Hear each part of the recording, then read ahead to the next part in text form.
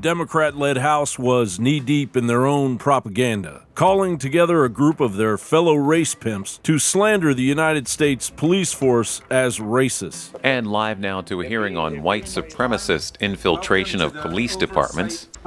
Before we begin today, I want to play a video that will set the stage for the discussion that we're about to have. White supremacy permeates every corner of society, in every institution, police agencies to the FBI to the Department of Justice, all of them. The Southern Poverty Law Center tracks hate and extremist groups.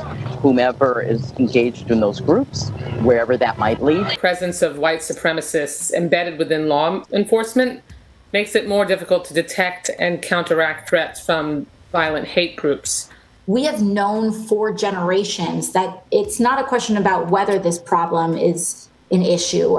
It's a matter of how we have allowed it to sustain for so long. White supremacy, as you all know, has not been confined to Facebook posts. It's just evidence that what is actually bleeding into our communities, and that is making us all unsafe right now. Soon after, Joe Biden hurled libelous claims at an organized group of concerned Americans, branding the Proud Boys as white supremacists. You heard what he said last night when he was asked by the moderator, will you condemn white supremacy? And he fuddled around, didn't say anything. I said, how about the Proud Boys? And he said, well, in context of the election, he said, just tell them to stand down and stand by. You have repeatedly criticized the vice president for not specifically calling out Antifa and other left-wing extremist groups. But are you willing tonight to condemn white supremacists and militia groups and to say that they need to stand down and not add to the violence in a number of these cities, as we saw in Kenosha and as we've seen in Portland? Sure, are you I'm prepared to do specifically that, do it? Well, go ahead, sir. I would say almost everything I see is from the left wing, not from the right wing. So what are you saying? I'm willing to do anything. I want to see peace. Then do it, sir. Say it. Do it. Say it. You want to call them? What do you want to call them? Give me a name. Give me a white name. Supremacists and who would you right like me to condemn? White supremacists and right Proud Boys. Stand back and stand by. But I'll tell you what. Somebody's got to do something about Antifa and the left, because this is not a right-wing problem. This is a left-wing. This is a left-wing problem. White supremacists. Antifa's an idea, not an organization. Oh, you got to be not kidding. militia. Can you blame Joe Biden, though? It must be tough being an open racist and having your world turned upside down by the radical left. We already have a nigger mayor. We don't need any more nigger big shots. A organization made up of many fine people who continue to display the Confederate flag. And that's when we heard the words of the President of the United States that stunned the world and shocked the conscience of this nation. He said there were, quote, some very fine people on both sides. Made up of many fine people. In Delaware, the largest growth in population is Indian Americans moving from India. You cannot go to a 7-Eleven or a Dunkin' Donuts unless you have a slight Indian accent. I'm not joking. Blissfully comfortable that your statements are verified by useful idiots like Chris Wallace. Antifa is a dangerous All right, radical gentlemen, group. we're now moving on to the Trump and Biden records. They'll overthrow you. When a president, I'm going to ask a question.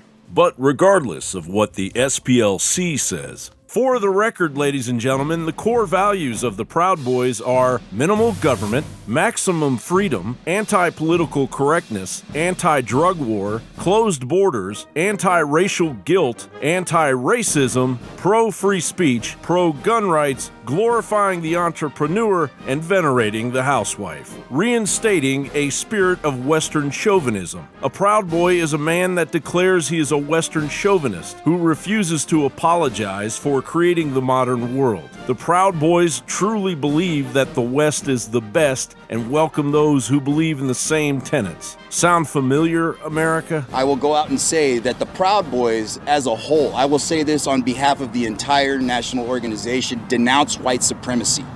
We are in no way, shape, or form white supremacists. We have a vetting system that just gets those guys out of our hair. We do not have anything to do with white supremacy.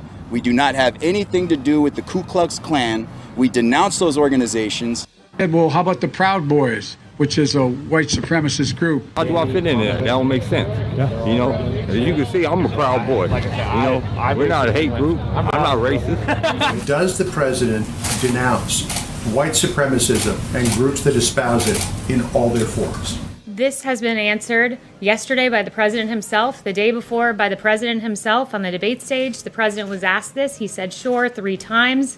Yesterday, he was point blank asked, do you denounce white supremacy? And he said, I've always denounced any form of that. I can go back and read for you in August 2019, in one voice, our nation must condemn racism, bigotry, and white supremacy. In August of 2017, racism is evil, and those who cause violence in its name are criminals and thugs, including the KKK, neo-Nazis, white supremacists, and other hate groups. I have an entire list of these quotes that I can go through with you.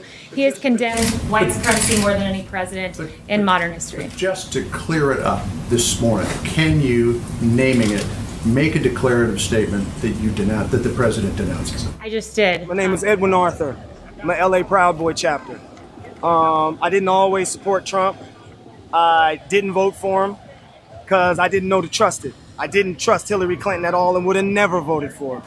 So I wanted Trump to prove it, and he has proved it to me, and I will vote for him in 2020. And for crying out loud, the leader of the Proud Boys is Enrique Tarrio, who is half black and half Cuban. What is the message that you are trying to send? Because a lot of people see the message as one of intolerance, xenophobia, racism. What is the message that you are trying to actually send? Just a second ago, you mentioned people of color, right? Yeah. And you said, and I'm a person of color, right? I'm Cuban, right? My family, 2 of my family members got killed in Castro's regime. So it's a difference of opinion, whether it's people of color, white people. It's always about race. Our message isn't, today, our message wasn't about race. Our message has never been about race. When you join our ranks, we don't ask you what race you are, what religion you are. We just accept you for who you are. We have liberals, and a lot of liberals. There's actually one prominent liberal that's here that's part of our ranks.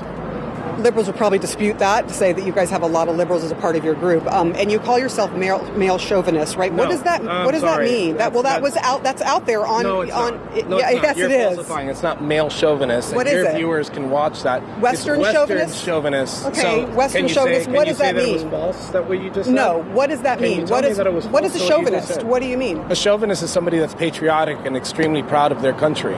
So you tried to twist my words and say that my group is male chauvinist. There's a big difference. When the truth is revealed to those with ears to listen, the left's fear isn't about white supremacy. It is that Americans will organize and shut down their organized and funded Marxist army, fomenting oikaphobia amongst the masses of useful idiots. Oikaphobia, the hatred or dislike of one's own cultural home. A civilization that has stopped believing in itself, that hates itself, and that is therefore unwilling to defend the values of individual freedom, democracy, and scientific and scholarly skepticism that have been handed down to us since antiquity. The reason why we are experiencing oikaphobia in the United States today is that we are in about the same phase of historical development now as England was after World War II, or a little earlier. A great power, but on the decline. So oikaphobia is a natural outgrowth of the way cultures, and certainly Western cultures, develop. It occurred in ancient Greece, in Rome, in the French and British empires, and now in the United States. But the slander and libel continue to spread like wildfire amongst the left. Cory Booker got himself worked up into a little tizzy over the bald-faced lie. This is an imminent threat as a president seems to be calling to such groups to stand by. A president who has explicitly said if he loses this election, it will be an illegitimate election. A president who has explicitly failed to commit himself to the peaceful transfer of power. And so how do President Trump's statements about these groups affect the FBI's ability to address this threat? The FBI is fighting a fire of racist violence, and with words like that, the president is using a fire hose to spray gasoline on that fire. So here we are in the United States of America, where the current FBI director, where the past FBI director are both saying unequivocally that we are facing a threat of domestic terrorism, and clearly saying that the words of the President of the United States is not calming, is not unifying, is not bringing us together, is not condemning this, is actually inciting it, to use your words, that is spraying gasoline on the fires of hatred going into an election.